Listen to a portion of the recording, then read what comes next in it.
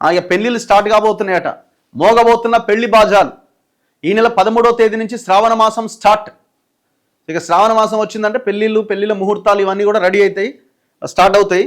So దీంతో ఆ రంగం మీద ఆధారపడే వాళ్ళు, క్యాటరింగ్ కానీ, టెంట్ హౌస్ కానీ, ఇంకా చాలా ఈ డెకరేషన్ కానీ, బ్యాండ్ కానీ, అన్ని డీజేలు కానీ, వీటి గిరాక్ కూడా వస్తుంది. దాని మీద ఆధారపడే కుటుంబాలు కొన్ని లక్షల కుటుంబాలు ఉంటాయి. ఇగో ఈ రోజుల్లో మంచి ముహూర్తాలట. ఆగస్టు 16, 17, 20, 21, 22, 23, 26, 27, 28, 29, 30 ఇవన్నీ మంచి రోజులట. సెప్టెంబర్లో మళ్ళా 3, 4, 5, 8, 10, 11, 13, 14 పంతులు గారు చెప్తున్నారు. ఈ నెల 13వ తేదీ నుంచి శ్రావణ మాసం స్టార్ట్ కాబోతుంది. వచ్చే నెల 11వ తేదీ వరకు ఈ మాసం కొనసాగుతుంది. వినాయక చవితి వరకు మంచి ముహూర్తాలు ఉన్నాయట. తెలుగు రాష్ట్రాల్లో పెద్ద ఎత్తున పెళ్లిళ్లు జరగబోతున్నాయి. తెలుగు ఇళ్లలో శ్రావణ మాసాన్ని మంచి రోజులుగా భావిస్తారు. పెళ్లిళ్లే కాకుండా ఎంగేజ్మెంట్లు, గృహప్రవేశాలు, పూజలు, కొత్త వ్యాపారాలు స్టార్ట్ చేయడం, కొత్త ఇండ్ల నిర్మాణం, ఇలా ఎన్నో స్టార్ట్ చేస్తారు. సో ఈ మరి చికెన్ది, మటన్ తిని కూడా తగ్గిపోతుంది. నాన్ వెజ్ వాళ్ళకి పాపం ఆ నెల రోజులు గిరాకీ ఉండదు, అంతా సైలెంట్ ఉంటారు పాపం. ఏమైందా అంటే శ్రావణ మాసం అంటారు. ఎవరి నమ్మకాలు వాళ్ళవి.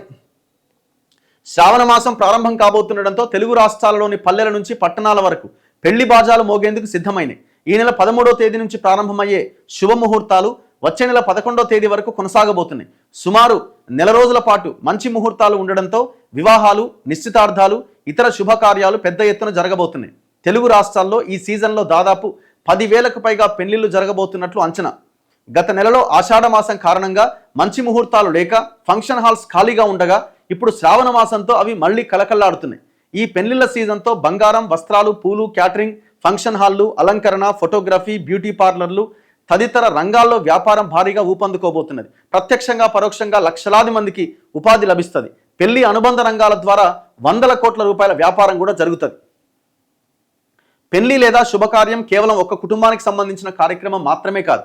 దాని చుట్టూ అనేక వృత్తులు, వ్యాపారాలు ఆధారపడి ఉంటాయి. పెళ్లి తేదీ ఖరారైనప్పటి నుంచి బట్టలు, నగలు, పెళ్లి కార్డులు, పూలు, డెకరేషన్, క్యాటరింగ్, ఫోటోగ్రాఫర్లు, ఈవెంట్ మేనేజ్మెంట్ సంస్థలు, ట్రావెల్స్ కొనుగోళ్లు ప్రారంభమవుతాయి. పెళ్లి రోజు దగ్గర పడే కొద్దీ క్యాటరింగ్ సిబ్బంది, వంటవాళ్ళు, సర్వర్లు, డెకరేషన్ కార్మికులు, మేకప్ ఆర్టిస్టులు, డ్రైవర్లకు పని విపరీతంగా పెరుగుతుంది.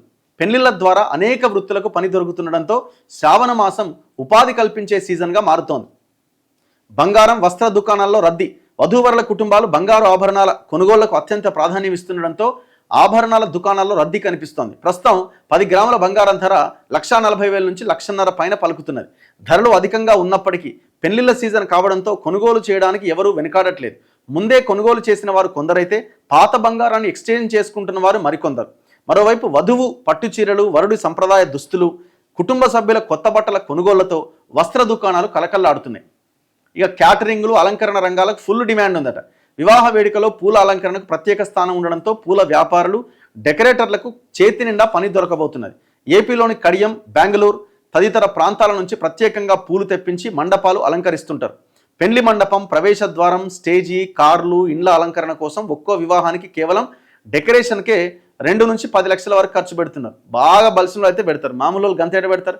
అలాగే క్యాటరింగ్ రంగంలో కూడా ఆర్డర్లు భారీగా పెరిగినాయి. వంట వాళ్ళు, సర్వర్లు, క్లీనింగ్ సిబ్బంది, టెంట్లు ఏర్పాటు చేసే కార్మికులకు దినసరి ఉపాధి కూడా దొరుకుతుంది. Photography, video, drone shooting, makeup, mehndi వంటి సేవలకు డిమాండ్ విపరీతంగా పెరిగింది. ఇక గిఫ్ట్ షాపులు, బ్యూటీ పార్లర్లు, టైలర్లు, వాహనాల అద్దెదారులు, ఇలా ప్రతి చిన్న వ్యాపారికి ఈ సీజన్ ద్వారా అదనపు ఆదాయం వస్తుంది. ఎవరికై అదనపు ఆదాయం రాంది అసలుకి లోపలికి అయ్యేదంటే ఈ చికెన్ షాపులు, మటన్ షాపులు, ఇవి కొంచెం నడవై. అంటే మొత్తం నడవకుండా ఏముండదు కానీ కొంతవరకు.